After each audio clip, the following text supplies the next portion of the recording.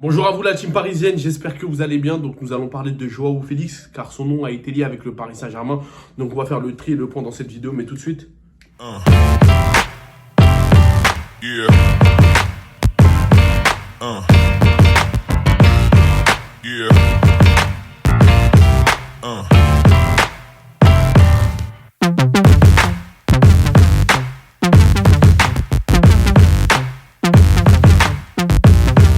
Comme on disait, le nom de Joao Félix a été lié avec le Paris Saint-Germain. Donc Campos souhaite le recruter pour le prochain mercato hivernal dont sont sorties les rumeurs. Donc c'est un peu compliqué en fait. Bon, je vais donner mon avis. Le problème c'est que Joao Félix n'est pas dans une bonne forme avec l'Atlético Madrid. Surtout que le PSG n'est pas l'école de la seconde chance. C'est pas le club de la seconde chance. On va pas se permettre de prendre des joueurs. Donc ça va être un gros pari. On ne sait pas s'ils vont se relancer, s'ils vont pouvoir être surtout le joueur qu'on a besoin, tout en sachant que c'est pas un véritablement 9-9-9, c'est vraiment un second attaquant, c'est comme un profil comme Mbappé, c'est pas vraiment le 9 que tu vas laisser tout seul en pointe, non, ça faut se rendre à l'évidence, c'est pas le profil qu'il nous faut un joueur qui est quand même grand de taille, qui peut être bon par la détente, donc les latéraux vont être beaucoup plus valorisés par le fait qu'il y a un joueur qui est grande taille, un joueur qui est capable de récupérer des ballons d'un centre, que ça soit un rater, et faire des bons appels, que ça soit dans la détente. Là, c'est pas le cas. Joao Félix ne correspond pas à ce profil-là. Donc, un 9, le PSG, j'ai remarqué qu'ils aiment bien négliger le 9. Le 9, c'est un poste qui est très important dans un club. Ben oui, parce que c'est lui le finisseur, c'est lui qui est chirurgical, et c'est lui qui est beaucoup plus apte à être beaucoup plus serein devant les cages. Ben oui, parce que c'est son poste de prédilection. Et ce qu'on demande à un attaquant, c'est surtout d'être chirurgical. Après, je ne demande pas forcément à un attaquant d'avoir beaucoup de grosses stats. Regardez Benzema. Benzema, il n'a pas beaucoup de grosses stats par année. Ok, sauf la saison dernière, il a fait des grosses stats. Mais sinon, les autres années, il avait des 20 buts. Même pas des fois 20. Des fois, c'est 19, des fois, c'est 15. Mais Benzema, où il apporte sa pierre à l'édifice, c'est dans le jeu. Le fait que c'est un 9,5. Donc voilà, moi, ce que je demande vraiment au Paris Saint-Germain, c'est d'avoir un attaquant qui est surtout chirurgical devant les cages, il rate pas. Mais aussi qui est capable de jouer dos au but et de pouvoir être un point de fixation pour Mbappé, Messi ou Neymar. C'est surtout ça. Là, le problème, c'est quoi? C'est que Joao Félix, il est petite taille. Il n'a pas ce qu'on attend d'un vrai neuf, d'un neuf de... Là, il nous faut un renard des surfaces. C'est un renard des surfaces qu'il nous faut, qui est quand même habile balle au pied. Voilà, quand même, parce que Icardi, il bougeait pas vraiment. Vraiment, c'est très compliqué. Il nous faut un profil d'un attaquant qui fait beaucoup d'appels, qui joue beaucoup, qui fatigue la défense inverse, qui est capable de gêner la défense par son profil, par son gabarit. Comme par exemple un profil comme Giroud. Bon, voilà, pas Giroud précisément, mais un profil comme ça. Par exemple, là, on pense à un profil comme Vlahovic. Vlahovic, c'est le joueur qui est idéal pour le Paris Saint-Germain. Ou Gonzalo Ramos, le joueur qu'on a déjà parlé hier. J'ai déjà fait une vidéo sur ça. Gonzalo Ramos, ça peut vraiment être un bon profil pour le Paris Saint-Germain. Mais Joao Félix, il n'est pas grande taille. C'est un profil qui est vraiment pas un 9-9-9. En réalité, c'est un profil qui joue dans un système à deux attaquants. Il n'est pas chirurgical. Là, on voit que, bon, même si les stats, ça ne veut pas forcément dire quelque chose, c'est quand même très compliqué. Regardez, je vais vous montrer les stats. C'est vraiment très, très compliqué. On ne peut pas continuer comme ça. On ne va pas prendre des joueurs comme ça. En fait, on ne sait même pas s'ils vont pouvoir bien se relancer. Non, on ne va pas prendre ce pari-là, alors qu'il y a des joueurs qui sont des valeurs. Même comme Moïse Kean qu'on peut avoir, qui est très grande taille, qui est capable vraiment de gêner la défense, de les fatiguer. Donc c'est très important d'avoir un attaquant comme ça. C'est très très important. Et un attaquant surtout qui fait le pressing, qui ne se fatigue pas, qui fait le pressing. C'est là où tu auras un vrai équilibre dans ton effectif.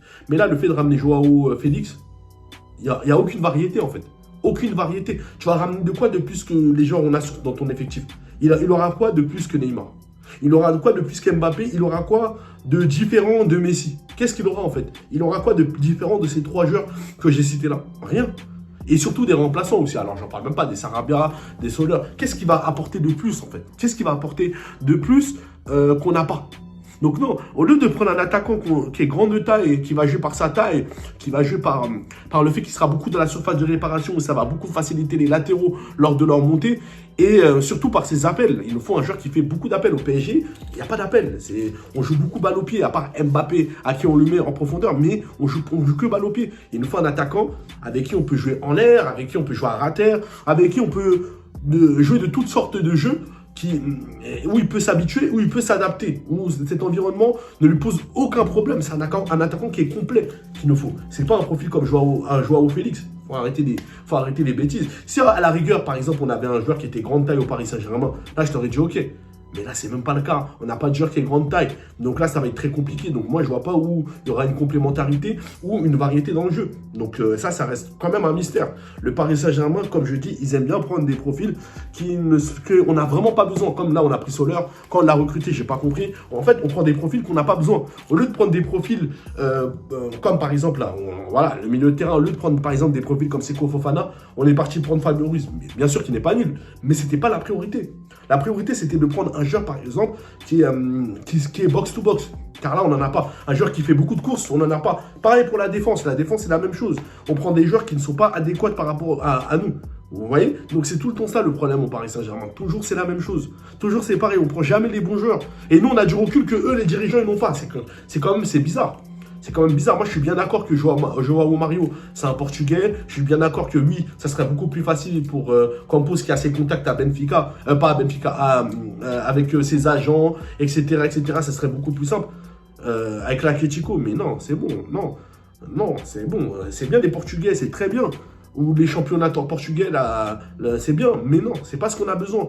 Là, ce qu'on a vraiment besoin, c'est vraiment un profil qui est grand de taille. Tu nous ramènes un Portugais qui est comme ça, qui est grand de taille, qui peut jouer par son gabarit et qui peut être un point de fixation de haut but et qui est très très bon, moi, il n'y a pas de souci. Mais là, c'est pas le cas. João Mario, il est petite taille. Ça va rien apporter au système de jeu. Ça va rien apporter. Donc voilà, par rapport à ça. Je vois que tu suis encore ma vidéo, donc like, abonne-toi, s'il te plaît, il faut qu'on atteigne les barres des 3K. Je compte sur toi, en montant en puissance, continuons. Voilà, likez, abonnez-vous, donc je compte sur vous. D'un autre cas, là on va parler d'un sujet que j'ai parlé hier en live. D'ailleurs, abonnez-vous aussi sur TikTok, c'est très important. Je vais mettre le lien dans la description. Donnez de la force sur TikTok. Abonnez-vous aussi à Instagram. Vraiment, je compte sur vous. C'est juste en parallèle. Mais hier, j'ai fait un live sur TikTok où je parlais aussi des Titi. Voilà, parce que c'est un sujet que je tiens vraiment à en parler parce que ça commence en fait à bien faire. Chaque année, à chaque fois qu'on change de coach, il n'y a aucun changement vis-à-vis des Titi. Bon, voilà, Tourelle, il les a un peu fait jouer, mais après, il a arrêté. Il les a fait jouer au début, comme au début, il faisait jouer Kouassi, il faisait jouer Diaby, mais Nkunku, mais il les utilisait mal. Les joueurs n'étaient pas bien mis. Par exemple, je me rappelle que Nkunku, un coup, il mettait arrière droit. Je me rappelle, Tourelle, à un moment, il l'a mis arrière droit, un coup, il l'a mis milieu de terrain, un coup, il l'a mis 6, un coup 8, un coup en pointe, un coup 10, un coup ailier. Non.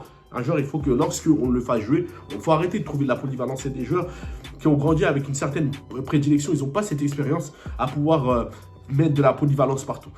Et donc là, le problème, c'est que là, on a encore des jeunes au Paris Saint-Germain. Regarde, là, on voit encore un échec avec Xavi Simons, qui est très très bon au PSV Eindhoven. C'est quand même dommage. C'est très dommage que des joueurs puissent avancer dans d'autres clubs et pas au Paris Saint-Germain. Après, oui, voilà, il y a quand même d'autres joueurs qui n'ont pas réussi, comme Ogonda. On voit que là, il est dans un club grec. Donc voilà, c'est quitte au double. Mais on doit faire confiance à nos jeunes. On doit les faire confiance. Ça se trouve que ça va être la révélation de demain. Ça se trouve qu'ils pourront même essayer de surprendre plus que les titulaires qu'on a actuellement. Vous voyez, Zahir Emery, par exemple, c'est un profil qui peut rester à long terme au Paris Saint-Germain. Il est très très bon balle au pied, très habile. C'est un genre de joueur qui peut jouer 8, qui peut jouer 6, très technique, très vision de jeu. Donc pourquoi on ne l'intègre pas? Pourquoi? Le PSG, ils ont peur de quoi? En fait, je ne comprends pas. En fait, c'est que les titulaires et le reste, je m'en fous. Les titulaires, on peut pas les détrôner, mais c'est pas possible au Paris Saint-Germain. Donc, que ce soit les remplaçants ou même les Titi, on ne peut pas, quoi qu'il arrive, essayer de faire retourner la cadence. Et c'est pour ça que moi, je me mets à la place d'un joueur, même d'un remplaçant. C'est que eux, ils se disent quoi? Que le coach, quoi qu'il arrive, il va rester avec son 11, il ne changera pas. Ça veut dire qu'au PSG, on n'a jamais vu, à part peut-être Rabiot à la rigueur ou Kimpembe, on n'a jamais vu un coach, ou plutôt un joueur qui a réussi à sauter un titulaire. Sauf par exemple Rabiot avec Matuidi ou Kimpembe qui a été intégré par Emery par exemple. Mais c'est très rare qu'on voit ça au Paris Saint-Germain. Par exemple, un joueur du banc qui arrive, ou un Titi qui arrive à sauter un titulaire. Ça n'existe pas au Paris Saint-Germain. Parce que les titulaires, on ne les touche pas. Il faut les câliner. C'est incroyable. Mais c'est incroyable. Vous voyez, c'est ça en fait. C'est ça le problème au Paris Saint-Germain. Regardez Guardiola quand il est parti au Barça l'année 2008-2009. Quand il est arrivé au Barça, il a intégré Sergio Busquets. On voit ce que Sergio Busquets il a fait. Sergio Busquets, c'est l'un des meilleurs 6 dans l'histoire du football. Depuis l'année 2000. C'est l'un des meilleurs 6. Il a fait sortir qui d'autre? Il a fait sortir Pedro. Là, on voit avec City, il a fait sortir qui? Foden. Mourinho, pareil. Mourinho, regardez ce qu'il a fait avec Porto. Des joueurs qu'on ne connaissait même pas à la base. Des Deco, des Maniche, des Ricardo Carvalho, après qui ont brillé par la suite. Donc on a pu voir. Donc à un moment, il faut faire confiance aux gens. Il faut les faire confiance. Ben oui. Nous, en fait, le PSG, on veut que prendre des choix qui sont évidents, mais on va pas loin dans la réflexion. On va prendre des joueurs qui sont d'apparence évidents, mais on va pas loin dans la réflexion. Donc c'est ça le problème. En fait, on a du mal à faire ça. Ça, c'est un gros souci au Paris Saint-Germain. Et là, les jeunes, c'est très compliqué.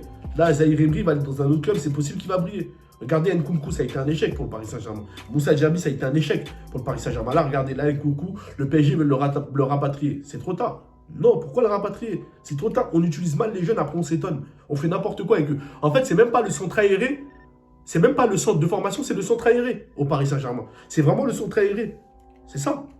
C'est incroyable, hein. C'est vraiment le science socio-culturelle. C'est un truc de malade. Et c'est ça aussi le problème au PSG, c'est qu'on ne joue pas avec les jeunes. On croit que c'est que des joueurs qui sont déjà joués dans les autres clubs. Il y a que, par exemple, là, hier, je parlais dans un live, il y a un ami que je connais qui s'appelle Kassim, il a dit une vraie information. Il a dit une vraie information. Si Vitinha, il avait été parisien, s'il avait été un Titi parisien, il n'aurait pas joué. Parce que c'est un Titi. Mais là, plus qu'il vient d'étranger, donc là, on le fait jouer. Et c'est ça qui est quand même bizarre en Paris Saint-Germain. Vous voyez? Mais c'est la vérité. Vitinha, si par exemple, il avait grandi au PSG, il avait été un Titi, vous pensez vraiment que le PSG, ils allaient le mettre devant?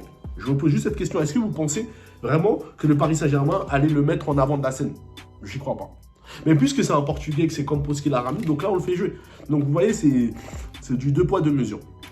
Donc voilà, par rapport à ce que j'ai dit, dites-moi en commentaire ce que vous en pensez.